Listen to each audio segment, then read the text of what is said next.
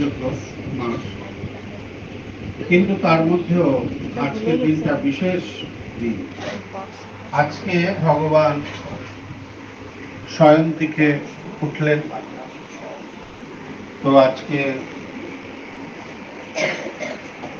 শয়ন একাদশী নাকি উত্থান একাদশী, আজকে উত্থান একাদশী। আজ এই উত্থান একাদশী খুবই পবিত্র দিন। ভগবান জেগে গেছে, আর কি চিন্তা? অসুরদের চিন্তা, ভক্তের চিন্তা নেই, কারণ ভগবান জেগে গেছে। ভগবান বলেছেন আমার হাতে যতক্ষণ সুদর্শন আছে ভক্তরা জানি ভয়ে ভীত না হয় কারণ।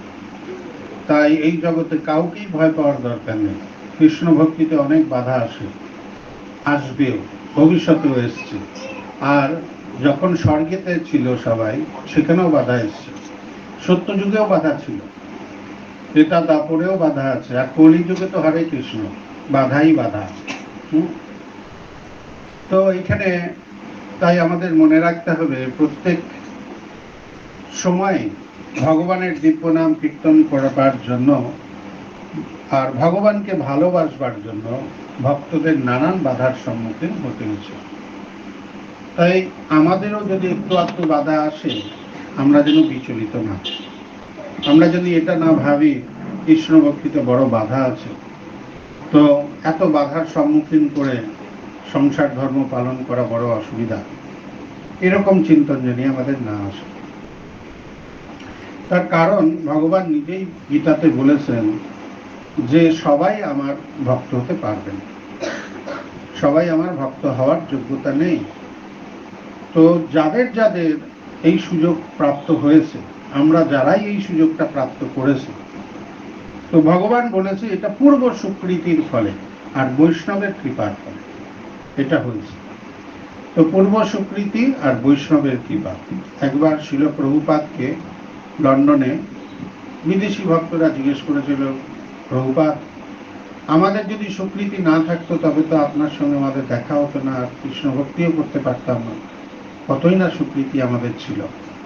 তো প্রভুপাদ বললেন তোমাদের সুকৃতি কিছুই ছিল, আমি তোমাদের সুকৃতি প্রদান করেছি, আমি তোমাকে আশীর্বাদ করেছি, প্রার্থনা করেছি, সেই প্রার্থনার ফলে তুমি ভক্তে পরিণত হয়েছ।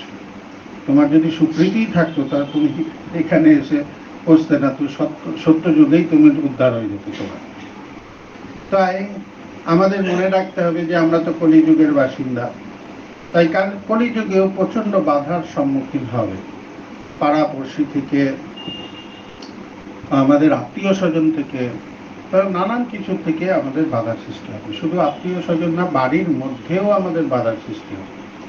বাড়িতেও অনেক ব্যক্তিরা থাকবে যেখানে সন্তান সন্ততি, পিতা মাতা, এরকম অনেকেই থাকতে পারে যারা আমাদের ভক্তির বাধা হয়ে দাঁড়াবে।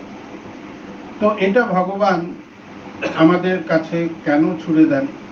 তার কারণ হচ্ছে যে আমাদের যে স্বীকৃতি প্রদান করে তিনি আমাদের নিয়ে যেতে চান, অনেক সংঘর্ষে যদি সেটা আমরা প্রাপ্তি করি তাহলে সেটা হচ্ছে খুব উল্লেখযোগ্য প্রাপ্তিতে গুণিত হয়, হ্যাঁ, কস্টলি প্রাপ্তি। তাই সংঘর্ষ থাকতেই হবে। আর এটা ভাবার কারণ নেই যে সংঘর্ষটা আমি একা করব, কৃষ্ণ থাকবে আমাদের সঙ্গে সংঘর্ষ করবার জন্য। তো তিনি বলছেন যে আমার চরণ হচ্ছে অভয় চরণ, আমার চরণে যে আসবেন, যিনি আসবেন আমার চরণ, যে ব্যক্তি আমার চরণকে স্মরণ করবে সেই ব্যক্তি অভয় দান হবে, সেই ব্যক্তির মধ্যে অভয় দান হবে। অভয় মানে সবচেয়ে বড় ভয়, ভয় তো অনেক আছে, সবচেয়ে বড় ভয় হচ্ছে মৃত্যু ভয়। আর্ধেক মানুষ না, প্রায় 90% মানুষই জানে না মৃত্যুর পরে কি গতি হয়। সেই জন্য সবাই মৃত্যুকে ভয় পায়, মৃত্যু নিতে চায় না, সেই জন্য ভাবে যে আমার যেন মৃত্যু না হয়। আর ভীষণ সংসারে যখন অশান্তি হয় তখন মুখে বলে আর বাঁচার দরকার নেই, মরে গেলেই ভালো। পরের দিনই আবার বাজারে চলে যাবে, আর বলবে না মরে গেলে ভালো। তো তুমি যে বলেছিলে মরে গেলে ভালো, তোমার জন্য না বিষ কিনে নেবে। ও বাবা, তুই বিষ খাইয়ে মারতেছ সময়, তখন দেখবেন উল্টো গল্প মারবে। আর এই বলছিল মরে গেলেই ভালো, তো মরে গেলে ভালো, এই তো বিষ এনে খাও। তো খাবে না। তো এইভাবে মানুষরা এই জগতে বহুদিন ধরে থাকতে চায়। এটা দধিচি মুনি ইন্দ্রকে বলেছে।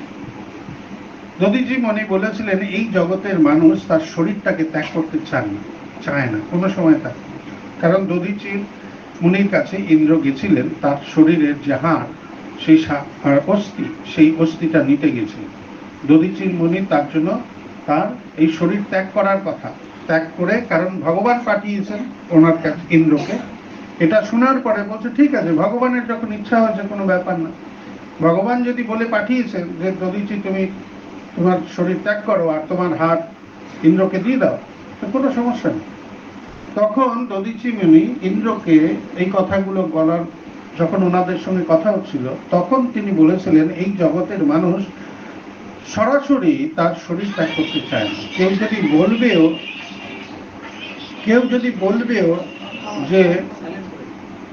বলবেও যে তোমার শরীর ত্যাগ করার উচিত সময় হয়ে গেছে, এবং তাকে সাপ সাপান্তর করবে এই যুগের মানুষ, বলছে আমার মৃত্যু চায়, দেখেছো, আমার ভালোবাসে না, আমার মরতে বলে, আমার এরকম বলে।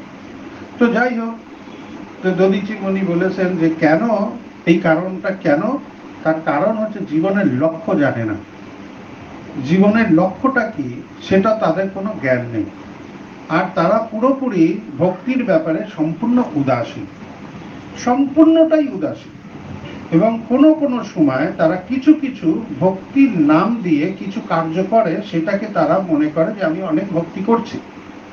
যেমন দুর্গা পূজা, যেমন কালী পূজা হচ্ছে, বাড়িতে হচ্ছে না, পাড়ায় হচ্ছে, তখন তারা যাচ্ছে ওই মণ্ডপে যাচ্ছে, বলছে যে আজকে অষ্টমী পূজা আছে, তারা 12টা পর্যন্ত না খেয়ে আছে, ওইখানে অষ্টমী পুজোতে অঞ্জলি দিচ্ছে। তারা এটাকে ভক্তি মনে করে, তো আর নিজেদের ভক্ত মনে করে। আচ্ছা, সন্দেশের বাক্সে নাম লিখে দেয়, হ্যাঁ ফেরত। তো যাই হোক, এইভাবে তারা এটাকে ভক্তি মনে করে। তো এবার ভক্তি মনে করে তারা মনে করে আমরা অনেক ভক্ত, এটাকে ভক্তি মনে করে তারা, আর মনে করে যে আমরা অনেক ভক্ত আছি। তো আর বাকি সময় তারা কিছুই করে না, আর বাকি সময়ের জন্য তাদের কোনো কিচ্ছু নেই, কোনো রকম ভক্তিমূলক কার্যক্রমের মধ্যে তারা নেই, কোনো জায়গায় নেই। যখন বাইরে কোনো পুজো পাঠ হচ্ছে, তখন তারা সেখানে বসলেই তারা মনে করে আমি ভক্তি করছি। তো শিল প্রভুপাদ বলছেন ধর্ম অর্থ কাম মোক্ষ, এই যে জিনিসটা আছে, তো ধর্ম অর্থ কাম মোক্ষ করে সবাই মনে করছে আমি অনেক ভক্তি করছি। তো আমি যে ভগবানের কাছে যাচ্ছি, ভগবানের কাছে গিয়ে অর্থ চাইছি, আরে যাচ্ছি তো ভগবানের কাছে, মন্দিরে তো যাচ্ছি, আর মন্দিরে কি করতে যাচ্ছ সেটা বলে না, এই তো মন্দির থেকে আসলাম, কিন্তু কি চেয়ে এলে, কতটা লিস্টটা জমা দিয়ে এলে, সেই ব্যাপারে কিছু বলে না। তো সেটাকে তারা মনে করে ভক্তি করছে। ধর্ম অর্থ কাম মোক্ষ এগুলো করার ফলে শিল প্রভুপাদ বলছেন এইভাবেই জগতের মানুষ নিজেদের ভক্ত বলে পরিচয় দেয়। তো অ্যাকচুয়ালি তারা ভক্তি করছে না, কিন্তু তারা যদি, শিল প্রভুপাদ বলছেন, ভগবান বলছেন যে যদি তারা আমার শুদ্ধ ভক্তদের সঙ্গ করে, যদি কোনো কারণে তারা আমার শুদ্ধ ভক্তদের সঙ্গ করে, তবে সে আমার কাছে ফিরে আসার যোগ্যতা অর্জন করবে। উদাহরণ হিসাবে কি দিয়েছেন, গজেন্দ্রের উদাহরণ দিয়েছেন, ধর্ম অর্থ কাম মোক্ষ করেছিলেন, তো মোক্ষ লাভ হয়ে গেল। আর কার উদাহরণ দিয়েছিলেন, ধ্রুব মহারাজের উদাহরণ। উনি ভগবানকে ডেকেই ছিলেন যে আমার পিতা কেন আমার কোল থেকে নামিয়ে দিয়েছে, আমি পিতার থেকে বড় সাম্রাজ্য চাই, আমার যে ঠাকুর দাদা আছে ব্রহ্মা, ওনার থেকে বড় সাম্রাজ্য চাই, ওরা জানি দেখে আমি কত সাম্রাজ্যের মালিক। উদ্দেশ্য কি ছিল, ভগবানকে দেখার উদ্দেশ্য ছিল ধর্ম অর্থ কাম মোক্ষ।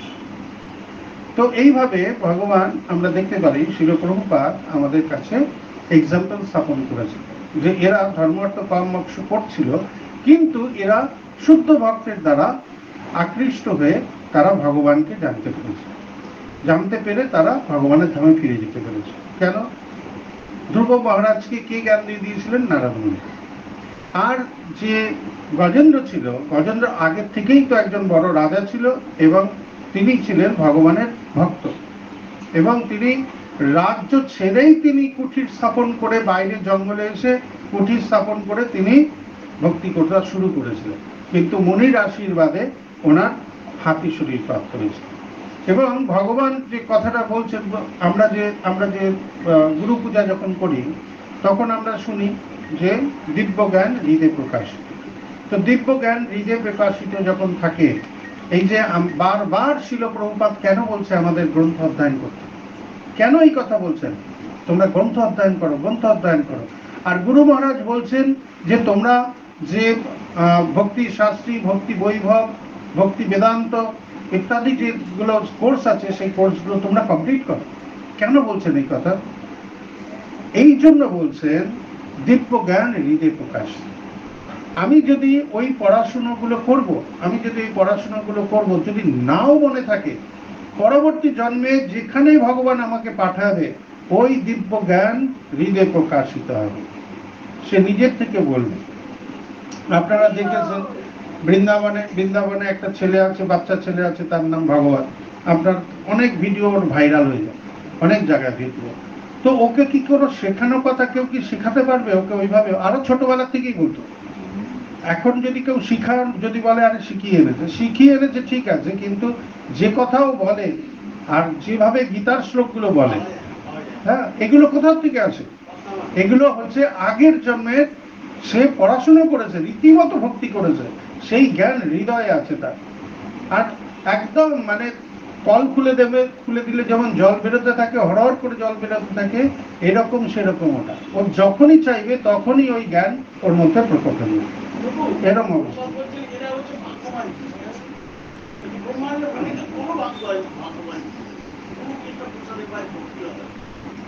তো এইভাবে তো ভগবতের মধ্যে থেকে আমরা একটা এক্সাম্পল পেয়ে আমরা বুঝতে পারি যে এটা হচ্ছে দিব্য জ্ঞান হৃদয়ে প্রকাশিত একটা বিরাট লক্ষণ। তাই আমাদের গ্রন্থ অধ্যয়ন করা উচিত, গ্রন্থ অধ্যয়ন করা ভীষণ জরুরি। তো আমরা বাড়িতে কত সময় আমরা এমনি নষ্ট করে দিই, কিন্তু প্রতিদিন যদি এরকম বাসে রাখবেন না, ফেলে দেবে কোনটা কার বাদ দিয়ে ফেলে দিন বাইরে। সবাই জানেন সবকিছু, তবুও এই ডিস্টার্ব কেন আনবেন? আমি বুঝতে পারি না। তো এগুলো বাঁচতে থাকবে, সবার বাঁচতে থাকবে, আর বাজিয়ে নিন তারপরে বলবো।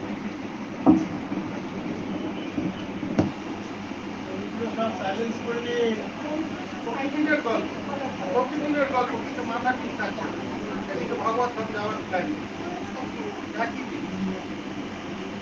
রোজি বলা, রোজি শোনা,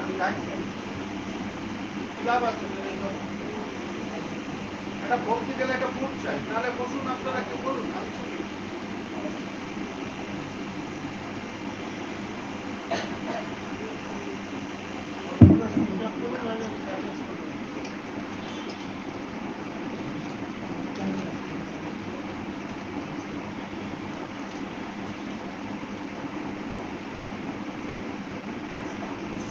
হরে কৃষ্ণ। তো আজ উত্থান একাদশী ভগবান জাগৃত হয়েছেন আজকে। এরকম ভাবার কোনো কারণ নেই যে ভগবান ঘুমিয়েছে, এরকম কোনো ভাবার কোনো কারণ নেই যে ভগবান বোধহয় 4 মাস ঘুমিয়ে আছে। তো ভগবানের আমরা দেখতে পাই যখন জগন্নাথের রথযাত্রা হয়, স্নান যাত্রার সময় ভগবান 15 দিন ঘরের মধ্যে ঢুকে থাকে, বলছে জ্বর হয়েছে। তো ভগবানের তো জ্বর হওয়ার কথা না, সচ্চিত আনন্দময় শরীর, আমাদের মতো রক্ত মাংস শরীর না তার। আর তিনি এই জগতে যে আসেন, এই জগতে এসে তিনি কোনো সময় মায়ার দ্বারা আক্রান্ত হন না, মায়ার যে 3টে গুণ সেই গুণ দ্বারা আক্রান্ত হন না, বা যে আমরা যে জানি 3টে ক্লেশ, সেই 3টে ক্লেশ দ্বারাও আক্রান্ত হন না। আমাদের জ্বর হতে পারে ক্লেশের দ্বারা, মশা মাছি পোকা কামড়ে আমাদের জ্বর হতে পারে, কিন্তু ভগবান এই ক্লেশ দ্বারা আক্রান্ত না। কিন্তু তবুও কেন ভগবান এটা করেন? ভগবান বোঝাতে চান, তিনি যখন আবির্ভূত হন তখন এমন ভাব করেন, তিনি এমন লীলা করেন যে সাধারণ মানুষ জানে বুঝতে পারে যে তিনিও একজন ব্যক্তি, তিনিও একজন ব্যক্তি, তিনি ভগবান বলে অন্য কিছু না, তিনি তোমার মতো আমি একই, তুমি আমি একই, এরকম ভাব লাগান তিনি। তোমারও জ্বর হয়, আমারও জ্বর হয়, দেখো।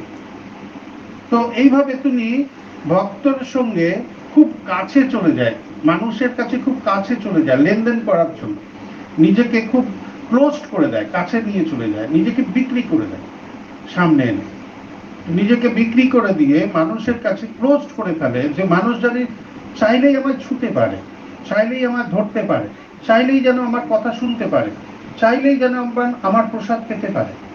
এরকম হচ্ছেন ভগবান। তাই এরকম কোনো ভাবার কারণ নেই 4 মাস ভগবান ঘুমিয়ে আছে, এখন ভক্তি টক্তি না করলেও কোনো অসুবিধা নেই, ও ঘুম থেকে জাগুক, তারপরে আমরা ভক্তি করব, তো এরকম ভাবে না। তো ভগবানের ঘুমের কিছু নেই, ভগবান আমাদের শরীরের মতো না যে আমরা ক্লান্ত হয়ে গেলাম ঘুমিয়ে পড়লাম। ভগবান যখন আমাদেরই মতো শরীর না, সবচেয়ে আনন্দময় শরীর, তার আবার ঘুমের কি ব্যবস্থা? কাল দ্বারা আক্রান্ত হন না, তিনি 17 বছরের যুবক হয়ে থাকেন, 125 বছর ছিল তিনি কুরুক্ষেত্রে ছিলেন, কুরুক্ষেত্রে যুদ্ধ করছিলেন 125 বছর বয়স, কিন্তু লাগছিল 17 বছর বয়স। তো এইভাবে ভগবান কারো দ্বারা আক্রান্ত হন না, কিন্তু ভগবান যখন লীলা করেন তখন উনি আমাদের দেখান। তো ভগবান অনন্ত কোটি ব্রহ্মাণ্ডের মালিক, তার দ্বারা সবাই বশীভূত, সবাই মায়ার দ্বারা আক্রান্ত, তার একটা ছোট্ট শক্তি মায়া, এই মায়া দিয়ে তিনি সম্পূর্ণ ব্রহ্মাণ্ডকে বেঁধে রেখে দিয়েছেন। সেই ভগবানের যে মহল, সেই মহল মানে সেই প্যালেস যদি বলি, সেই নানান রকম অনেক দামি দামি পাথর দিয়ে তৈরি, যে পাথর আমরা এই ভারতবর্ষ কেন পৃথিবীর বুকে সেই পাথর আমরা দেখতে পাই, হয়তো সামান্য কিছু পাথরকে আমরা চিনি। যেমন এই জগতের কোনো বস্তু দিয়ে ভগবত ধামের কোনো বস্তুর তুলনা করা যায় না। তো যেহেতু যায় না, কিন্তু ভগবানকে কিছু দিয়ে তো তুলনা করতে হবে, নাহলে এই জগতের মানুষ বুঝবে কি করে ভগবানের চোখটা কেমন। সেই জন্য বলে পদ্মলোচন, পদ্মের মতো দেখতে ভগবান, পদ্মের পদ্মলোচন বলে দেবে, যে পদ্মের পাপড়ির মতো ওনার চোখ, মানে বোঝানোর জন্য কিরকম দেখতে ভগবান, এটা বোঝানোর জন্য। কারণ পদ্মর থেকে উৎকৃষ্ট জিনিস আমাদের কাছে নেই, ওর থেকে ভালো ফুল নেই যা দিয়ে ভগবানের সেবায় নিযুক্ত করা যায়, ভগবানকে বলা যায়।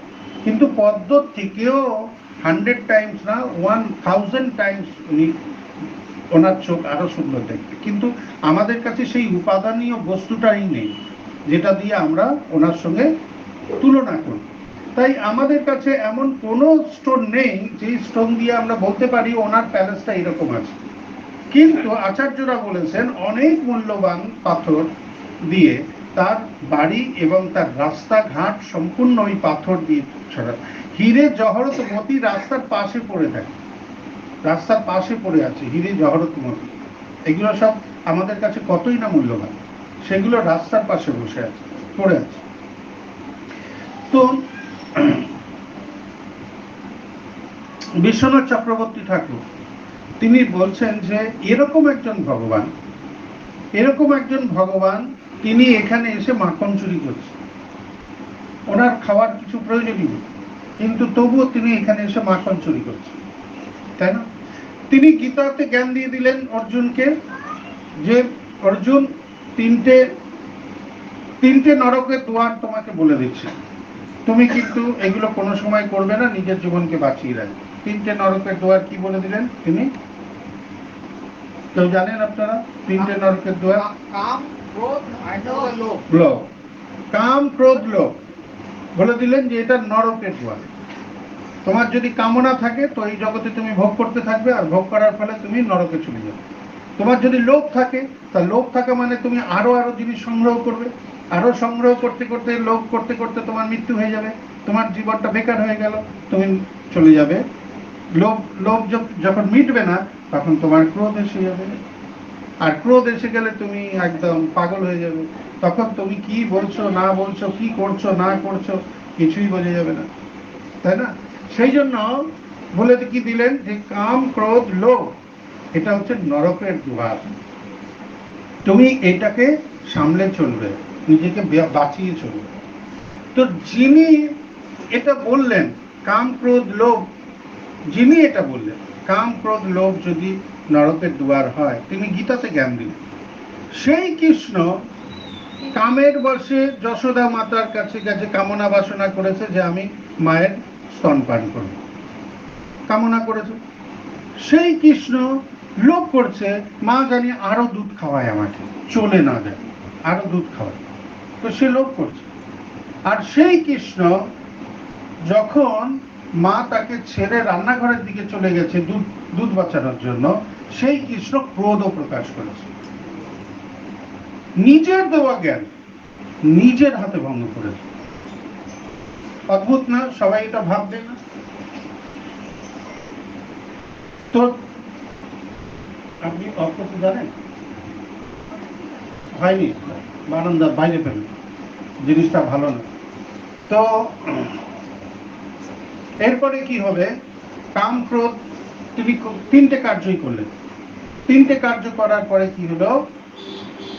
এখন বিশ্বনাথ চক্রবর্তী ঠাকুর বলছেন, যেই কৃষ্ণ গীতাতে অর্জুনকে জ্ঞান দিলেন, আমরা সেই জ্ঞান পড়ছি আর আমরা সেইগুলোকে পালন করব। আর যিনি জ্ঞান দিলেন তিনি চোখের সামনে এটাকে ভেঙে দিলেন। সেই কৃষ্ণ সেটাকে ভেঙে দিচ্ছে। কুরুক্ষেত্রের যুদ্ধে তিনি বললেন আমি অস্ত্র ধরবো না, সেই কৃষ্ণ ভীষ্মকে মারবার জন্য চাকা তুলে দিয়েছে, অস্ত্র ধরে দিয়েছে। মানে উনি ওনার রুলস রেগুলেশন নিজের হাতে ব্রেক করে দিচ্ছে। তো কি বলতে চান কি উনি এই লীলা করে? কি আমাদের দেখাতে চান? মানে কি আমাদের কাছে মেসেজ দিতে চান আমাদের কাছে? যে আমি এইগুলো করছি, আমার নিজের হাতে সমস্ত কিছু জিনিসগুলোকে আমি তছনছ করে দিচ্ছি, এর মেসেজটা কি আমাদের জন্য? কি মেসেজ এটা? এটা বিশ্বনাথ চক্রবর্তী ঠাকুর বলছেন যিনি আত্মাতেই সন্তুষ্ট, তাকে বাইরের থেকে কোনো বস্তুকে এনে তাকে আনন্দ দান নিতে হয় না। আমাদের যেমন আনন্দ পেতে গেলে কোনো কিছুর সঙ্গে সংযুক্ত হতে হবে, না হলে আমরা সংযুক্ত হতে পারি, আনন্দ পাই না, তাই না? বাড়িতে থেকে আনন্দ পাচ্ছি না, যদি আমরা এখানে চলে আসলাম, এখানে আনন্দ পাচ্ছি, সব ভক্তদের মধ্যে বসে আছি, কথা কীর্তন হচ্ছে, প্রসাদ হবে, কত আনন্দ হচ্ছে না? এরকম আছে। তো আমাদের কি করতে হয়? আনন্দ পেতে গেলে কিছুর সঙ্গে যুক্ত হতে হয়।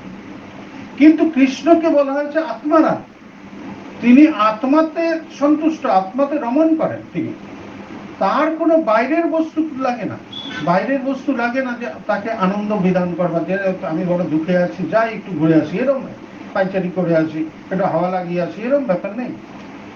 তিনি হচ্ছেন আত্মারা। সেই আত্মা রামকৃষ্ণ কি করছে? তার মধ্যে কামনা বাসনা লোভ সবই উৎপাদন হয়ে যাচ্ছে। তিনি অ্যাসোসিয়েশন চাইছেন। কেন অ্যাসোসিয়েশন চাইছেন? তার তো অ্যাসোসিয়েশনের দরকার নেই, তাই? তো এইভাবে আমরা দেখতে পাই যে ভগবান তার সমস্ত শিষ্টাচার যেটা আছে নিজের হাতে ব্রেক করে দিয়েছে, নিজের হাতে। তিনি যে আমরা যখন কোনো অর্নামেন্টস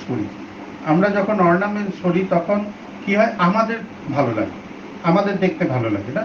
আমরা যখন কোনো ভালো কাপড় পরি, ভালো গয়না পরি, তো আমাদের আয়নায় দেখি যখন, আমাদের দেখতে সুন্দর লাগে। এই কৃষ্ণর আবার অন্য, গহনা যখন কৃষ্ণর গলায় পড়ে, গহনাকে সুন্দর লাগে, কৃষ্ণকে সুন্দর লাগে না, গহনার রূপ খুলে যায়। হ্যাঁ, কৃষ্ণর গলায় পড়ে আছে, এরকম থাকে। তো এরকম একজন ভগবান, এরকম একজন, এত কিছু সম্পদ তার মধ্যে আছে, এত কিছু কোয়ালিটি আছে, সেই ভগবান তার মায়ের কাছে সেবদ্ধ। মহাকাল যমরাজ পর্যন্ত তাকে ভয় পায়। ওনার নাম যদি কেউ নেবে, আর সেই গৃহে যমরাজ বলে দিয়েছে কৃষ্ণর নাম যদি কেউ নেবে, খবরদার তোমরা ওই বাড়ির আশপাশ দিয়ে কেউ যাবে না। কাদের বলে দিয়েছিল? যমদূতদের। যমদূতরা জিজ্ঞেস করতে গেছিল, আমরা অজামিলকে আনতে গেছিলাম, মহাপাপী, বিষ্ণুদূতরা আমাকে তাড়িয়ে দিয়েছে, আমাদের তাড়িয়ে দিয়েছে। তা আমি জানতে চাই যে আপনি রাজা নাকি আপনার উপরে আর কেউ আছে? আমরা তো বুঝতে পারি না, আমরা তো জানি এতদিন আপনিই রাজা, যে যাকে বলতেন তাকে নিয়ে আসতাম, তো ওইখানে বিচার হতো। এখন তো আমাকে তাড়িয়ে দিল, মহাপাপী।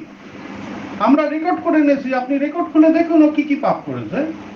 আমরা তো আনতে গেছি, আর আপনারই নির্দেশে আনতে গেছি, আমরা আমাদের নির্দেশে আনতে যাইনি। আর আমাদের ওখান থেকে বিষ্ণুদূতটা তাড়িয়ে দিল। তা আমাদের একটা প্রশ্ন আছে, আগে খুব ভালো করে প্রশ্নের উত্তর দিন, তারপরে আমরা কাজে আসবো, না হলে অন্য জায়গায় চাকরিতে যাবো, চাকরি ছেড়ে।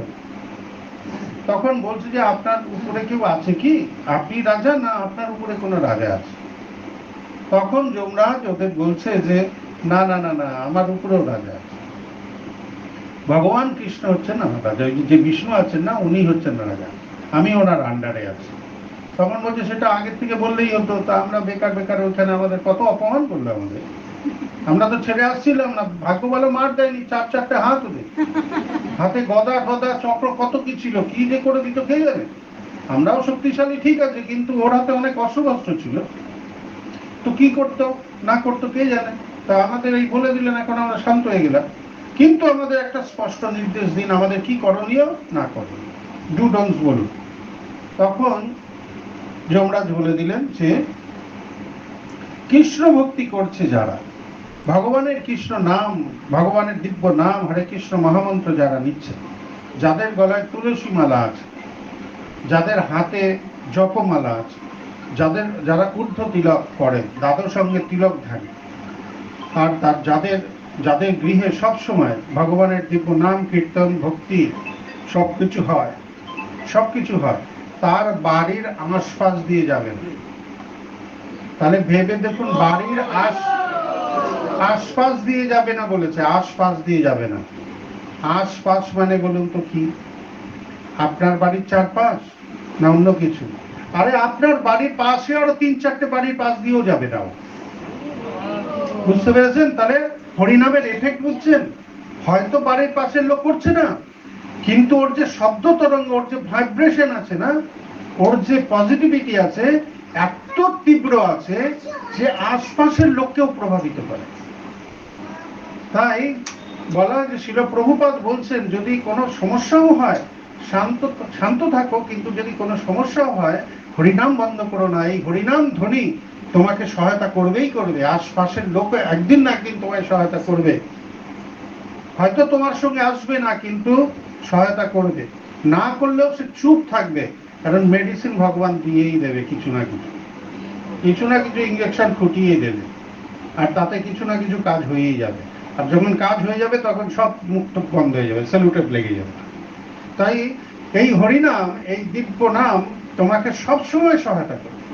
তাই তুমি এই হরিনামকে কোনোদিন ছেড়ে চলে যেও না, এই হরিনামকে কখনোই তুমি ছাড়বে। এইভাবে তো শিল প্রভুপাদও আমাদের নির্দেশ দিয়েছে। তাই ভগবানের এত যশ, এত কীর্তি, এত সবকিছু থাকতেও, ভগবানের এত কিছু থাকতেও তো ভগবান কি করলেন, তার মায়ের কাছে, তিনি একজন নারী, আর নারী না শুধু কোনো মানে স্লিম ফিগারের নারী না, বেশ মোটা সোটা নারী, কারণ রাজার বউ নন্দ মহারাজের পত্নী তিনি, আর একদম গোল গাল, একদম পুরো গোলগাল মাতাজি, সেই মাতাজি কৃষ্ণর পেছনে দৌড়চ্ছে। বলছেন শ্রীধর স্বামী বলছেন যে কৃষ্ণকে যোগীরা, ঋষিরা, ইন্দ্র, নারদ, শিবজি, ব্রহ্মাজি ধ্যান করেও ধরতে পারে না, মনের গতি বেগের থেকে ধ্যান করে তাকে ধরতে পারে না। কি আশ্চর্য, সেই কৃষ্ণ তার মায়ের কাছে ধরা পড়ে গেল। কি অদ্ভুত ব্যাপার, উনি কি বোঝাতে চাইছেন, কি করতে চান, কি মেসেজ, কি ওনার মেসেজ কি, এইগুলো করছেন কেন উনি, কি কারণ? আবার যেদিকে তিনি দৌড়াচ্ছেন আগের থেকেই প্ল্যান করা আছে কোন দিকে দৌড়াবে। অন্য রাস্তায় যাচ্ছে না, গুগল ম্যাপ দেখিয়ে দেবে চলে যাবে, ওরম না। উনি চলছেন ওনার রোড ধরে, আর পিছনে ঘুরে ঘুরে দেখছে মা কত দূরে আসছে, আর মা যদি একটু ডিস্টেন্স হয়ে যাচ্ছে থামিয়ে দিচ্ছে অল্প। বলছে কৃষ্ণকে দৌড়ানো কেন, কৃষ্ণের গতিবেগ মনের গতিবেগ থেকেও হাজার হাজার গুণ বেশি। অর্জুন জিজ্ঞেস করেছিলেন প্রভু, তুমি যে দ্রৌপদীকে এত শাড়ি সাপ্লাই দিলে, লজ্জা বাঁচালে, তো ফিউ অফ সেকেন্ডে তুমি চলে এলে, এটা কি করে এলে? তখন বলছে যে আমি তো দ্রৌপদী তো আমাকে ডাকছিলই অনেকক্ষণ ধরে, আমি রেডি ফেডি হয়ে গেছি, জুতো জামা পরে নিয়েছি সব, কিন্তু গরুরকেও রেডি করে দিয়েছি, ড্রাইভারও রেডি আছে, সব ঠিক আছে, গাড়িও রেডি আছে, কিন্তু ও যে এক হাত ধরে রেখে দিয়েছিল, ও স্যারেন্ডার ছিল না, সেই জন্য স্যারেন্ডার না থাকার জন্য আমি স্টার্ট দিই। যখন ও স্যারেন্ডার দিয়েছে করেছে তারপরেই আমি স্টার্ট দিয়েছি। বলছে সেটাই তো আমি বলতে চাইছি, যে স্যারেন্ডার করার পরে ফিউ অফ সেকেন্ডের মধ্যেই তুমি কাপড় সাপ্লাই করেছো, এটা কি করে বৈকুণ্ঠ ধাম থেকে তুমি কি করে এত তাড়াতাড়ি চলে এলে? বলছে আরে ওইটা আরেকটা কাহিনী হয়েছে, ওনার গরুরও হাঁপিয়ে গেছে, আসতে পারছে না, গরুকে বলছে জোরে চলো, গরুর আর যেতেই পারছে না, ওর স্পিড বলছে আমি ফুল স্পিডে আছি, এর থেকে বাড়বে না স্পিড, তা আর কিছু হবে না। তো আমি গরুকে বলছে সাইড করো রাস্তায়, আমি তো তুমি যাও বাড়ি ফেরো, আমি চলে যাচ্ছি। তো আমি কি করেছি, দ্রৌপদীর যে চোখের জল, সেই চোখের জলকে আশ্রয় করে দ্রৌপদীর কাছে চলে এসেছে। তখন অর্জুন একদম চরণে পড়ে গেছে, বলছে আমি কার সঙ্গ করছি, আমি কার সঙ্গ করছি? অর্জুন একদম অবাক হয়ে ভগবানের মুখের দিকে তাকিয়ে আছে, কি অদ্ভুত শক্তিমান পুরুষ, কি অদ্ভুত। তাই আমাদের সবসময় মনে রাখতে হবে, যে আমাদেরও মনে রাখতে হবে আমরা কার সঙ্গে আছি। আমার গুরুদেব কত দিব্য জ্ঞান প্রদানকারী গুরুদেব, কত তেজস্বী গুরুদেব, আর কার আন্ডারে কার আশ্রয়ে আছি, শিল প্রভুপাদের আশ্রয়ে আছি, গুরুদেবের আশ্রয়ে আছি। তো আমাদের মনে রাখতে হবে, সেই কৃতজ্ঞতা বোধ আমাদের থাকতে হবে সবসময়, যে গুরু পরম্পরাতে যে কৃতজ্ঞতা, গুরুর যে প্রতিনিধি তাদের উপরে যে কৃতজ্ঞতা, তো সেই কৃতজ্ঞতা আমাদের সবসময় মাথায় রাখতে হবে।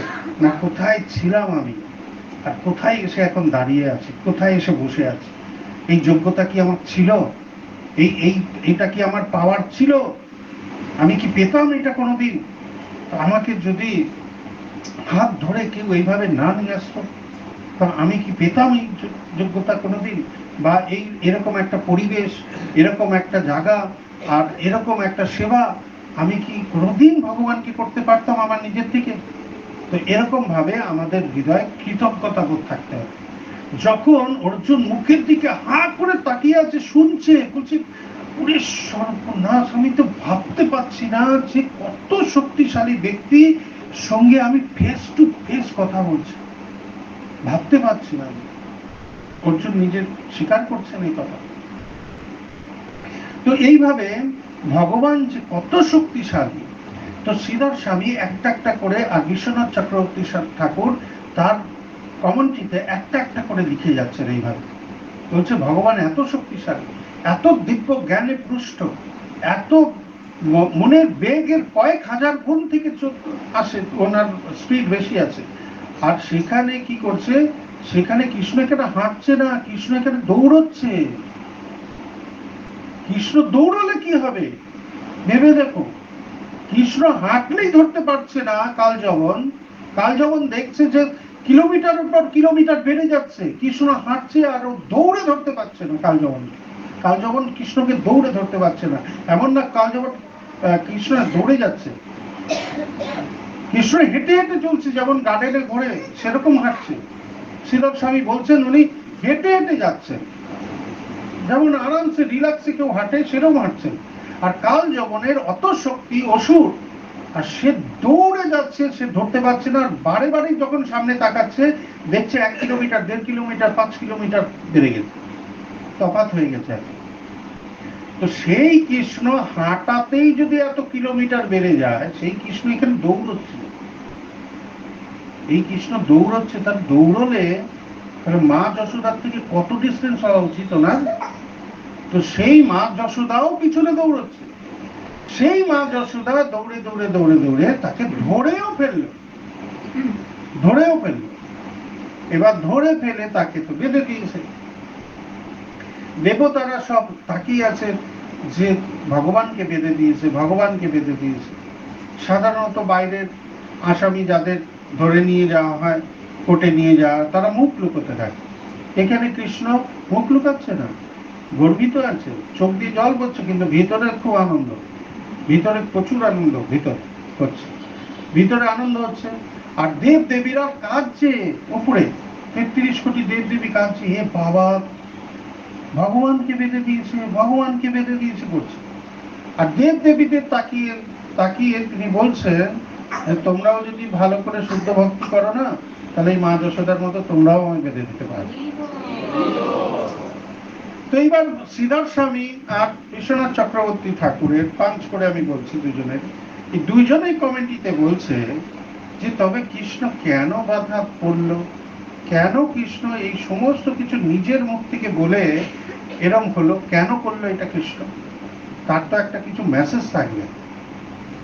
তো কৃষ্ণ, ওনারা বলছেন কৃষ্ণ এই কারণে করেছে, এই কারণে উনি করলেন যে সবাই না, কৃষ্ণকে জিজ্ঞেস করা হয়েছে কৃষ্ণ তুমি দামবন্ধন লীলাতে বেঁধে গেলে এটা কেন করলে? বলছে অ্যাকচুয়ালি সবাই আমাকে পুজো করছে, ঠিকই সবাই পুজো পাঠ করছে, সবাই পুজো পাঠ করছে, আনন্দ হচ্ছে, ঠিক ভালো, সবাই আমার স্মরণে আছে, কিন্তু আমি চাই না সবাইকে আশীর্বাদ প্রদান। আমি চাই কি সবাই আমার থেকে কিছু চায়, আমার দীপদান করছে, দীপ দেখাচ্ছে, আমার থেকে কিছু চাও, আমার থেকে চাও, আমি তোমার মনোবাঞ্ছা পূরণ করে দেবো। ঠিক আছে, তোমার কি গৃহ চাই, গৃহ দেবো, তোমার বাড়ি চাই, বাড়ি দেবো, তোমার কি চাই, গাড়ি চাই দেবো, তোমার চাকরি চাই, তোমার বিজনেস চাই, তোমার জমি চাই, কি চাই এই ভৌতিক জগতে তোমার, আমি সব ফুলফিল করে দেবো। কেন? তুমি আমায় দ্বীপ দেখাচ্ছ, তুমি আমায় দ্বীপ দেখাচ্ছ, আমার ভক্তি করছো, তাই আমি সব সময় আমার ভক্তকে একদম সচ্ছলতার সঙ্গে রাখতে চাই, সেই ভক্ত সচ্ছল থাকুক, এটা আমার ইচ্ছা। কিন্তু আশ্চর্য ব্যাপার, দ্বীপ দেখাচ্ছে, ভোগ নিবেদন করছে, ড্রেস পরাচ্ছে, স্নান করাচ্ছে, কোলে করে নিয়ে এদিক ওদিক ঘুরতে নিয়ে যাচ্ছে, ফুলমালা পরাচ্ছে, অঙ্গরাগ করিয়ে দিচ্ছে, সব কিছু করিয়ে দিচ্ছে, হাত জোর করে বলছে প্রভু তোমার চরণে আমার যেন ভক্তি হয়। কিছুই চাইছে না, বলছে না এটা চাই, ওটা চাই, সেটা চাই, বলছে না। তো যখন এরম বলছে না, তখন তো আমি কি দেবো? তখন তো আমার তো দেওয়ার কিছু নেই, কারণ এটা চাইছে না কিছু। তাহলে আমাকেই বিক্রি করতে হবে, আমাকেই তাদের হয়ে যেতে হবে, না হলে আমি আর কি দেবো? আমার কাছে তো আর কিছু নেই, আমিই আছি খালি, তাই আমি প্রদান হয়ে যাব। সেই জন্য মা যশোদার এত ভক্তি, আর সেই ভক্তি করে সে যখন আমাকে এত ভালোবাসছে আর বিনিময় কিছুই চাইছে না, সেই জন্য মা যশোদার বন্ধনে, প্রেমের বন্ধনে আমি আবদ্ধ হয়ে গেছি। এই জন্য আমি আবদ্ধ হয়েছি। আমাকে অনেক কিছু বলতে পারে যে তুমি এই গান দিয়েছো, ওই গান দিয়েছো, সেই গান দিয়েছো, নো কেয়ার। কেউ, উনি কোনো কেয়ার করছেন না। উনি বলছেন আমি আমার ভক্তের জন্য আমি নিজেকে বিক্রি করতে পারি, জ্ঞান আবার কোথা থেকে আসে? আমি তো নিজেই ভক্তের কাছে বিক্রি হয়ে যাচ্ছি, আবার জ্ঞানের উদাহরণ আবার কি দিচ্ছ? ওটা করলে তোমার ভালো হবে, কিন্তু আমি নিজে বিক্রি হয়ে যাচ্ছি আমার ভক্তের কাছে। তো এইটা উনি এই দামবন্ধন লীলাতে আমাদের কাছে স্থাপনা করেছে। তাই যদি আমরা ভগবানকে ভালো করে ভক্তি করি আর ভগবানকে সেবা করি, আর একনিষ্ঠভাবে কে কি করছে ওটা না দেখে, কারোর আলোচনা সমালোচনা না করে যদি আমরা করি, আমাদের মনে রাখতে হবে সবার অ্যাকাউন্ট আলাদা আলাদা, সবাই আলাদা আলাদা আত্মা আছি আমরা এখানে। যে যতটুকু করবে ততটুকু পাবেন। ভগবান বলেছেন যে যেভাবে আমাকে প্রপত্তি করে আমি তাকে সেইভাবেই প্রদান করি। এরকম না যে আমাকে একটু দ্বীপ দেখাবে, ওই দেখাবে, তো আমি তাকে পুরো রাজপ্রাসাদ দিয়ে দেবো আর রাষ্ট্রপতি বানিয়ে দেবো, এরকম না। যে যেভাবে আমাকে সেবা করবে, যেই মনোভাব নিয়ে আমাকে সেবা করবে, আমি ঠিক তাকে, তার ভাবকে রক্ষা করব, আর সেই ভাবেই আমি তার সামনে উপস্থিত হব। তাই উনি বলেছেন আমি সমস্ত জীবের মৃত্যুর সময় তাদের দর্শন দিই। এমন না আমি দর্শন দিই না, সমস্ত জীবের মৃত্যুর সময় আমি দর্শন দিই। যারা আমার ভক্তি করে না তারা যম রূপে দর্শন পায়, যারা আমার ভক্তি করে তারা শ্যাম সুন্দর রূপে দর্শন পায়। তো আমাদের ঠিক করতে হবে যে আমাদের কোন রূপটা পছন্দ, কোন রূপটা পছন্দ। তা আমি সেদিন আপনাদের বলছিলাম, কোথায় বলছিলাম আমি জানি না, তো এরকম বলছিলাম যে এখন যখন হেয়ার স্টাইল গুলো হয়, হেয়ার স্টাইল সব অসুর স্টাইল। ওই যে অসুররা যারা আসে, যারা যমালয় থেকে আসে, যমদূত যারা, তো যমদূতদের হেয়ার স্টাইল ওরকম, এরকম ভাবে তুলে দেবে, এইখানে লাল, এইখানে সাদা, এখানে খাড়া, এখানে খাড়া। ওরকম হচ্ছে, দেখবেন ওই বড় বড় হেয়ার স্টাইলের দোকানে যাবেন, দেখবেন সামনে ছবি লেখানো আছে। তো দেখবেন ওটা হচ্ছে অসুর স্টাইল, যমদূত স্টাইল। ওরা আগের থেকেই যমদূতরা ওতেই আকর্ষিত হবে এবং বলবে, বা এই স্টাইলের লোক, এ তো আমারই লোক, হারিয়ে গেছিল বোধহয়, এই তো ধরেছি, আমারই পরিবারের লোক হবে হয়তো। ও ধরে নিয়ে চলে যাবে, রাস্তা থেকেই তুলে নিয়ে চলে যাবে, বাড়ি পর্যন্তও যেতে দেবে না। ঠিক আছে না? সেই জন্য আমাদের ঠিক করতে হবে যে আমরা বিষ্ণুদূতকে আহ্বান করতে চাই না যমদূতকে আহ্বান করতে চাই, এটা আমাদের করতে হবে। আর সেটাকে কি করতে হবে, যদি আমরা বিষ্ণুদূতকে আহ্বান করতে চাই, তো আমাদের খুব একাগ্র চিত্তে আমাদের ভগবানের সেবাটা করতে হবে। কারণ সমালোচনা আলোচনা না করে করতে হবে, খালি মনে মনে না, ভেতরে ভেতরে একটা না গোল তৈরি করে দিতে হবে নিজের নিজের। কে কি করছে সেটা দেখার জন্য না, নিজের নিজের একটা গোল তৈরি করে নিতে হবে। কেন? আমি ভগবানের জন্য কি সেবাটা করব, আমি কি সেবাটা করব, ভগবান আমায় কি যোগ্যতা দিয়েছে আর কি পরিবেশে রেখেছে, সেখান থেকে আমি ভগবানের জন্য কি সেবাটা করতে পারি। নিজে নিজে একটা গোল তৈরি করো, আর ওই গোলের লক্ষ্যে পৌঁছাবো। ওই গোলের লক্ষ্যে যখন আমরা পৌঁছাবো, তো ভগবান বলেছে যে যেভাবে আমাকে দেখবে আমি তাকে সেইভাবে দেখবো। তো আমরা যদি হৃদয় থেকে একটা গোল স্থাপন করি যে আমি ভগবানের জন্য এত দান করব, আমি ভগবানের জন্য এই সেবাটা করব, আমি ভগবানের জন্য এই ভক্ত সঙ্গে এইভাবে এইভাবে করব, আমি একটা ভক্তি বৃক্ষ ওপেন করব, বা আমি একটা ভক্তি বৃক্ষের পরিচালনার জন্য ব্যবস্থা করব, ইত্যাদি ইত্যাদি, বা ভক্তি বৃক্ষের অনেক জিনিস লাগে, ছোটখাটো অনেক জিনিস লাগে, সেগুলো আমি সাপ্লাই দেবো। তো এইভাবে যখন আমি নিজের ভিতর থেকে একটা গোল তৈরি করব যে এই সেবাগুলো আমি করব, এই সেবাগুলো ভালো লাগছে, বেশি এই সেবাগুলো আমি করব, এর থেকে হয়তো বড় সেবাটা আমি করতে পারছি না, কিন্তু এই সেবা আমার জন্য, আমার স্ট্যাটাসে ভগবান আমাকে যেভাবে রেখেছে এই সেবাতে আমি ফিক্সড, এই সেবাতে করব। কিন্তু যদি আমরা শোষণ পলিসি রাখি, শোষণ পলিসি তো মানে এরকম যে আমরা ভক্তি বৃক্ষে যাব, ভক্তি বৃক্ষে গিয়ে ওইখানে কিছুক্ষণ বসবো, বসার পরে ঘুম পেয়ে যাবে, কিছু ঘুমাবো, তারপর মোবাইল ট্যাঁটো ট্যাঁটো করে বাজবে, তো কথাও বলবো, আর তারপরে কি হবে, প্রসাদটা হবে, হরে কৃষ্ণ প্যাকেট করবো, বাড়ি চলে যাবো। এটা হচ্ছে শোষণ পলিসি। এই শোষণ পলিসি যদি থাকবে, তো ভগবান আমাদের বেশি দিন কিন্তু তার ভক্ত সঙ্গের সঙ্গে আমাদের রাখবেন না, বেশি দিন রাখবেন না। কারণ উনি জানেন যে যেভাবে আমাকে প্রপত্তি করবে, উনি নিজে বলেছেন। তাই আমাদের খুব কনসাস থাকতে হবে। আমাকে বলতে হচ্ছে এটা আমার দুঃখে, যে কেন আমাদের ফোন বাজবে, উচিত না বাজে, এখানে ঢোকার আগে ওটাকে সাইলেন্ট করা থাকা উচিত, অথবা সুইচ অফ করা উচিত। কিন্তু আশ্চর্য ব্যাপার, যদিও মোবাইলটা এখন সবার পকেটে পকেটে, ঘরে ঘরে একটা প্রয়োজনীয় বস্তুর মধ্যেই পড়ে ওটা, কিন্তু আমাদের কনসাস থাকতে হবে যে আমি কোথায় প্রবেশ করছি, আমি এখন কোথায় যাচ্ছি। আমি সেই জন্য বললাম আমাদের নিজের থেকে একটা গোল তৈরি করতে হবে। আর কে মানছে না না মানছে সেটা দেখা আমার কাজ না, ওটা আমি দেখবো না, কার বাজছে কার বাজছে না আমি দেখবো না, আমারটা না বাজে, আমারটা না বাজে, আমি যেন এই ভক্তিটা করি। কে করছে না করছে আমি জানি না, ও যাচ্ছে না অনেকদিন ধরে, আমি যাচ্ছি, কেন আমি রোজ রোজ রোজ রোজ যাবো, আর কি কেউ নেই নাকি? তার মানে হচ্ছে ঈর্ষার লক্ষণ। ভগবানের সঙ্গে ঈর্ষা করছো তুমি, ভক্তের সঙ্গে ঈর্ষা করছো তুমি, তোমার কোনো কাজ নাই, তুমি তবুও যেতে পারো, কিন্তু তুমি নিজেকে চুপ করে বসিয়ে রেখে দিয়েছো। কেন? আরে আমি কেন যাব, আরো তো লোক আছে, আমি তো ডোনেশন ফোনেশন করি, ওটাও করবো এটাও করবো নাকি? মিয়াদ বললে যদি তুমিই পাবে বাবা, লাড্ডু যদি পাও না তুমিই পাবে, ঘিয়ের লাড্ডু, অন্য কেউ পাবে না, অন্য কেউ পাবে না। অম্বরীশ মহারাজ যিনি আছেন, অম্বরীশ প্রভু যিনি আছেন ফ্রডের মালিক, 1000 কোটি টাকার, এইখানে 600 কোটি টাকা শুনেছিলাম, এখন শুনছে 1000 কোটি টাকা উনি দান করেছেন এই মন্দিরে, টিওবিপি। আবার এসে মন্দির মার্জনা করবেন, যখন আসেন উনি নিজে মন্দির মার্জনা করবেন। এটা ভাবেন না যে আমি তো ডোনেটার, আমার তো একটু ভালো জায়গা, ভালো পজিশন, ভালো গিফট আমার জন্য হওয়া উচিত, কিন্তু আমারগুলো হচ্ছে না, কি ব্যাপার, আমি তো ডোনার। কার ডোনার, কাকে দিচ্ছেন? মাল টাকা, তবে আবার আবার কাকে দিচ্ছেন? আবার ডোনার হয়ে গেলেন কি করে আপনি? কে বললো আপনি ডোনার? ভগবানের জিনিস ভগবানকে দিলেন, আপনি ডোনার হয়ে গেলেন, বাহ, তাহলে নিয়ে যান। আপনার জিনিস আপনি নিয়ে যান, নিয়ে গিয়ে দেখান আমাকে যে আমার জিনিস আমি এবার চললাম, আমার যেখানে পাঠাচ্ছে আমি সেটা নিয়ে চলে যাব। যান, নিয়ে চলে যান, দেখান কে নিয়ে যেতে পারছেন। কেউ এই সংসারে একটা পিন পর্যন্ত নিয়ে যেতে পারছে না। আবার আমরা ডোনার নামে বড় বড়াই করছি। কিসের ডোনার? কোনো ডোনার নেই, কিচ্ছু নেই। আমরা যেটা করছি সেটা হচ্ছে সেবা করছি। আমরা ভগবানের সেবা করছি, ভক্ত সঙ্গে থেকে ভগবানের সেবার জন্য ব্যবস্থা করছি। এইটা হচ্ছে আমাদের মনোভাব। আমাদের মনোভাব জানি এরকম না আসে আমি ডোনার, তাহলে আপনি অহংকারী হয়ে গেলেন।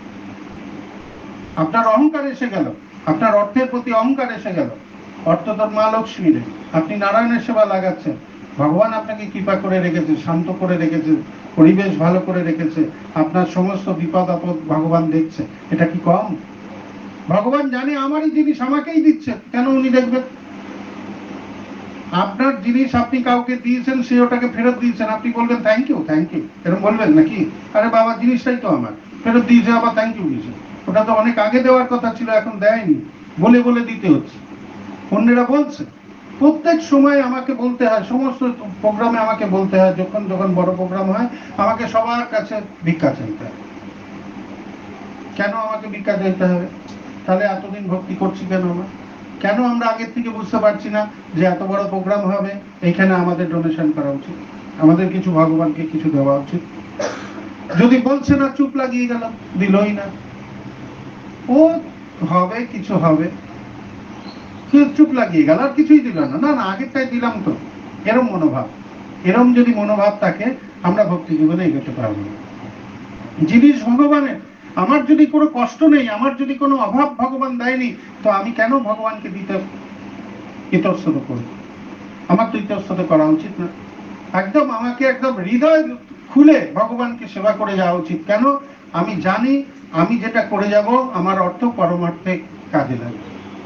আমি এই অর্থ দিয়ে আমি ভগবানকে আমি সেবা করবার জন্য যে স্বীকৃতি, সেই স্বীকৃতি অর্জন করছি।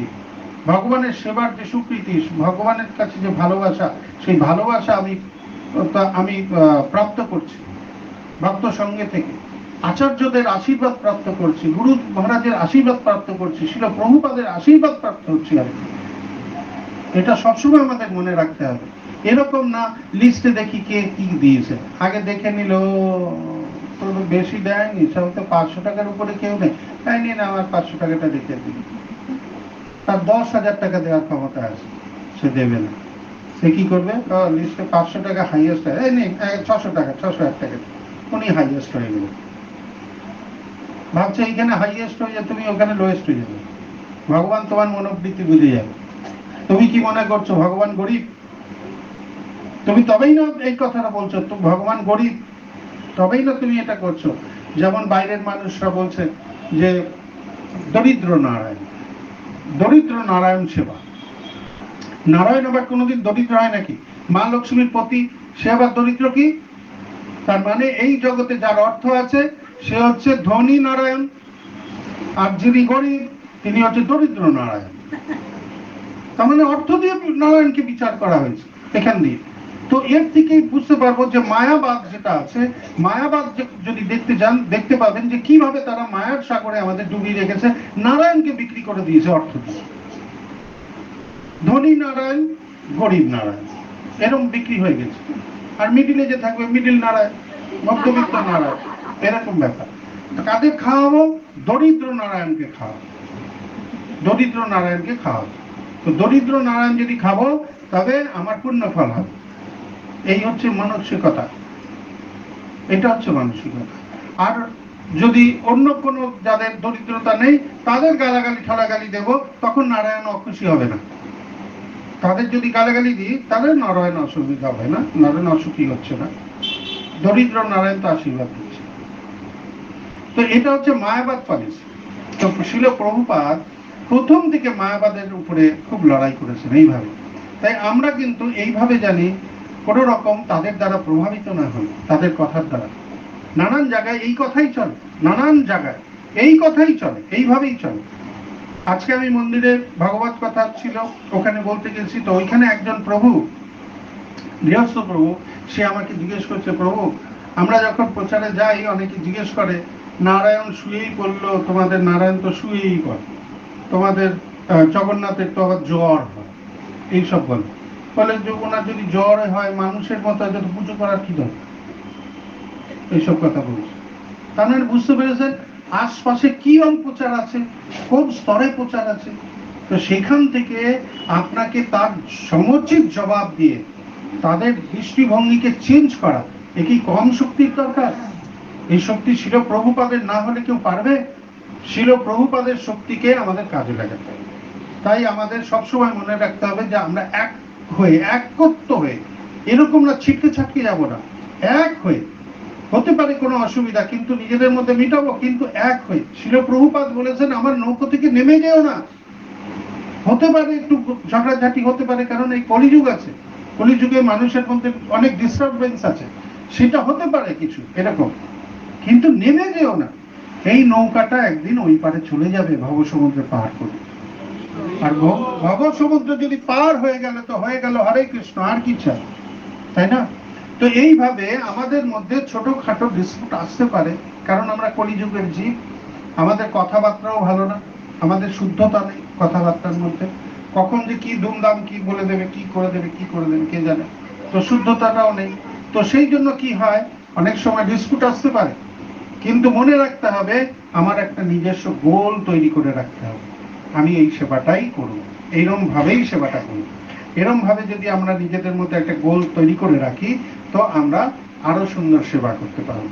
শ্রীধর আমাদের দেখিয়ে দিয়েছেন যে শ্রীধর 2 টাকা ইনকাম করতো, 1 টাকা গঙ্গা মাতাকে সেবা দিত, আর 1 টাকায় নিজের সংসার। 2 টাকা ইনকাম করতো, যেদিন 1 টাকা ইনকাম করতো সেদিন 50 পয়সা গঙ্গা মাতাকে দিত, আর 50 পয়সা দিত। আর যেদিন চৈতন্য মহাপ্রভু এসে যেত সেদিন তো চৈতন্য পয়সা না দিয়ে নিয়ে চলে যেত, সেদিন তো আরো পয়সা কম, চাইলে বলে দেওয়ার পয়সাই দেবো না, তুমি অনেক দাম চাইছো, নিয়েও যাবে পয়সাও দেবে। এরম ছিল চৈতন্য মহাপ্রভু, শ্রীধরের থেকে নিয়ে চলে যেত, বলছে তুমি বেশি পয়সা চাইছো, এগুলো এরকম দাম, ফ্রিতে পাওয়া যায়, তুমি আবার দাম ধরেছো কি? তো ফ্রিতে পাওয়া যায় তো চলবে কি করে সংসার, ওই ব্যাপার নেই, উনি নিয়ে চলে যেতেন জবরদস্ত, এরকম ছিলেন। তো আমরা আমাদের কাছে এক্সাম্পল হয়ে আছে, আমাদের কাছে আমরা দেখতে পাই রূপ সনাতন গোস্বামী কিভাবে তার নিজের সম্পত্তিকে ডিস্ট্রিবিউট করে দিয়েছে। আমরা যদি অধ্যয়ন না করব, আমরা যদি শাস্ত্র অধ্যয়ন না করব, তা আমরা জানতে পারবো না। তাই আপনারা এখানে যারাই আছেন সবার ঘরে আশা করি তো আপনাদের কাছে ভাগবতম আছে, ভাগবতম সেট আছে আশা করি, কারণ 2-3 বছর ধরে তো আমরা অনেক ভাগবতম সেট আমরা ভক্তদের মধ্যে বিতরণ হয়েছে। তো সুতরাং আশা করি আপনাদের কাছে আছে সবার, যাদের কাছে নেই তারা নিন, আর যাদের কাছে আছে তারা পড়া শুরু করুন, পড়া শুরু করে দিন, অন্তত 2 পেজ 3 পেজ করে পড়া শুরু করে দিন। পড়তে পড়তে এত ইন্টারেস্ট আপনি পাবেন, এত আনন্দ পাবেন, আপনি আপনি কল্পনা করতে পারবেন না। আপনি তখন ভাববেন এতদিন পড়েছিল কেন বইটা খুলে পড়লাম না, কেন এত ঘুমানোর দরকার হচ্ছে, এত ঘুমানোর দরকার নেই, 1 ঘন্টা পড়ুন না, মাত্র 1টা ঘন্টা। এখন তো রসিকশ্রীর একটা সকালবেলায় দেখছি পড়ার একটা স্কুল খুলে দিয়েছে অনলাইন, তো ঢুকে পড়ুন না অনলাইনে, 40 মিনিট পড়া হয়ে যাবে, জবরদস্তি হয়ে যাবে পড়া। পড়তে পারছিলেন না, ঢুকে পড়ুন অনলাইনের মধ্যে, দেখবেন 40 মিনিট পড়া হয়ে যাবে, কত সুন্দর, প্রতিদিন 40 মিনিট করে পড়া হয়ে যাচ্ছে। কত মাতাজি প্রভুজিরা বলছে ভাগবতমের প্রথম ক্যান্টো শেষ হয়ে গেছে, সেকেন্ড ক্যান্টো ধরেছে, কেউ কেউ বলছে কৃষ্ণভোগ শেষ হয়ে গেছে, কেউ বলছে গীতা, আমি পড়ছিলাম গীতা এখন 10ম অধ্যায় চলছে। তো এরকম ভাবে সবাই বলে যাচ্ছে, তার মানে কত পড়ছে, প্রতিদিন 40 মিনিটটা কি কম? একদিন বোধহয় ছুটি না, একদিন ছুটি, 40 মিনিট ধরে পড়ছে, কত সুন্দর। তা আপনারা ঢুকে পড়ুন না সকালবেলা, এমন তো না স্নান করে বসতে হবে, তিলক লাগিয়ে বসতে হবে, এরকম তো নেই, ঢুকে পড়ুন না, ব্রাশ করেই বসে পড়ুন না, কি অসুবিধা আছে? সকাল সকাল গ্রন্থ অধ্যয়ন হয়ে যাবে, কোনো সমস্যা নেই ওতে। আর যদি মনে হয় যে না এলোমেলো লাগছে, চুলমুল এলোমেলো, বসে কেমন লাগবে, ভিডিওটা অফ করেই বসুন না, পড়াশোনাটা করুন না, ভিডিওটা অফ করে দিন আপনার, আর অফ করে আপনি বসুন আর পড়াশোনাটা করুন, দেখুন কত আনন্দ পাবেন, দিব্য জ্ঞান হৃদয়ে প্রকাশিত হবে, আর আমাদের সেবার স্টাইলও বেড়ে যাবে, আর সেবাটাও খুব সুন্দর হয়ে যাবে, ভগবান খুব খুশি হয়ে যাবে। তাই আজকে একাদশী, আজকে ভগবানের উত্থান একাদশী, আর আজকের থেকে ভীষ্মপঞ্চক শুরু। ভীষ্মপঞ্চক শুরু মানে ভীষ্মদেব এই এই ব্রত নিজে পালন করেছিলেন, সেই জন্য ভীষ্মপঞ্চক 5 দিন ধরে হয়। কিন্তু এইবার ক্যালেন্ডারে আমরা দেখতে পাচ্ছি 4 দিন আছে। তো এই 4 দিন ধরেই আমরা করব, যেরকম আছে সেরকম নির্দেশ আছে সেরকমই করব। তো ভীষ্মপঞ্চক আমাদের করা কর্তব্য। কেন? কার্তিক মাসের ব্রত করতে গিয়ে আমাদের অনেক অসুবিধা হয়েছে। অসুবিধা হয়েছে মানে আমরা সবাই করতে পারিনি ঠিকভাবে। কার্তিক মাসের ব্রততে যা যা বলা আছে, যেভাবে বলা আছে, যেগুলো খাওয়ার কথা বলা হয়েছে, যেভাবে থাকবার কথা বলা হয়েছে, বলছে মাটিতে থাকতে হবে, মাটিতে ঘাস বিছিয়ে থাকতে হবে, ইত্যাদি ইত্যাদি, এরকম যে কথাগুলো বলা আছে সেগুলো তো আমরা পালন করতে পারিনি কার্তিক মাসে। তো কার্তিক মাস চলছে, তো সেই জন্য আমাদের কি করা উচিত, আমরা যদি ভীষ্মপঞ্চক পালন করে দিই, ভালো করে সুন্দর করে ভীষ্মপঞ্চকটাকে পালন করি। ভীষ্মপঞ্চকে এক্সট্রা জব ফল একবার যারা প্রথম একটা 3টে পার্ট আছে বোধহয়, 3টে পার্টের মধ্যে প্রথম পার্টে আছে গাভীর আর গোবর চোনা খেয়ে থাকা 4 দিন। এইটা যদি কেউ থাকে তবে সে প্রথম পার্টে থাকবে। আর দ্বিতীয় পার্টে ফল খেয়ে থাকা, তৃতীয় পার্টে হবিষ্যি অন্ন খেয়ে থাকা। তো এইভাবে সব দেওয়া আছে, যে যেটা করতে পারে। কারণ কলিযুগ এটা ফিক্সড করা ছিল, সত্য যুগের তেতা দাপর যুগের ফিক্সড করা আছে। তো সেটা হয়তো আমরা অতটা পালন করতে পারছি না, কিন্তু আমরা কিছুটা হলেও যদি পালন করি, করতে করতে পরের বছর আরেকটু বেশি করতে পারবো। এরকম করতে করতে আমরা এগোতে পারবো, আমরা যদি অভ্যাসটা করি। এইভাবে যদি এগোতে পারি, তো আমরা আলটিমেটলি কি ভগবানের সেবাতে আমাদের কৃপা লাভ হবে, গুরু মহারাজের কৃপা লাভ হবে, শিল প্রভুপাদের কৃপা লাভ হবে, আচার্যগণদের কৃপা লাভ হবে। হ্যাঁ, আর সবচেয়ে যেটা ভালো হবে সেটা হচ্ছে কার্তিক মাসে দেবতারাও একদম নিকটে থাকে, নিয়ারেস্ট ফিগার। তো নিয়ারেস্ট থাকার ফলে দেবতাদের আশীর্বাদ পাওয়া যায়। তো এত কিছু ব্যবস্থা আছে, কিন্তু আমরা যদি এরম না মনে করি যে কার্তিক মাসে হাত ঘুরিয়ে দ্বীপ ঘুরেই আমি সব পেয়ে যাব, আবার অত সব করার কি দরকার, সে বোকা নাম্বার 1 লোক আছে এখানে। যদি কেউ বসে থাকে ওই চিন্তা নিয়ে, তাকে আমি বলবো সে বোকা নাম্বার 1 আছে। আপনি সেবা ছাড়া আপনি এই ফল প্রাপ্ত করতে পারবেন না। দেওয়া আছে লিস্ট, এই করলেই পাওয়া যাবে, এই করলেই পাওয়া যাবে, কিন্তু পারফেক্ট ভাবে আমরা কোনো কাজই করতে পারি না এই কলিযুগে। তাই সেবাটাই হচ্ছে আমাদের একমাত্র পথ। যদি সেবা করি, যে আমাদের যদি ইমপারফেক্টও থাকে ওটা পারফেক্ট বলে গণ্য করা হবে। যদি সেবা না করি, ভাবছি ঘোরাও, এরকম করে ঘোরাও, এদিকে এদিকে ঘোরাও, ফ্যানটা বন্ধ করে, লাইট বন্ধ কর, এই করছি, ভাবছি যে আমার ও বাবা সব পাপ আমার চলে যাবে। সব ব্যাটা তুমি নিচ্ছ ভেতরে, আরো মাল কালেকশন হচ্ছে, যারা যারা ছাড়ছে সেই মালও ঢুকে যাচ্ছে। হ্যাঁ, তো বুঝতে হবে আমাদের যে সেবা যদি না করব, তাহলে ইমপারফেক্ট যে সেবাটা হচ্ছে সেটা ভগবান কৃপা করে দেবে না, বলবে যে এটাও পারছে না পারফেক্ট, কিন্তু ওইগুলো কিন্তু করে। আর অপশন চাই না আমাদের। যদি সেবা করব, এই সেবা এই সেবা এই সেবা এই সেবা করছি, তখন ভগবান দেখবে না আরো 5টা সেবার সঙ্গে জড়িত, ওইগুলোও করে, এটা একটু ইমপারফেক্ট হয়েছে। ভগবান তো দোষ দেখেন না কেন? তো ভগবান আছেন এরকম। তো যখন এটা ইমপারফেক্ট হচ্ছে, তা সত্ত্বেও আমাদের কাছে আসবে কেন? দেবদেবীরা প্রদান করতে থাকবে, আশীর্বাদ দিতে থাকবে দেবদেবীরা।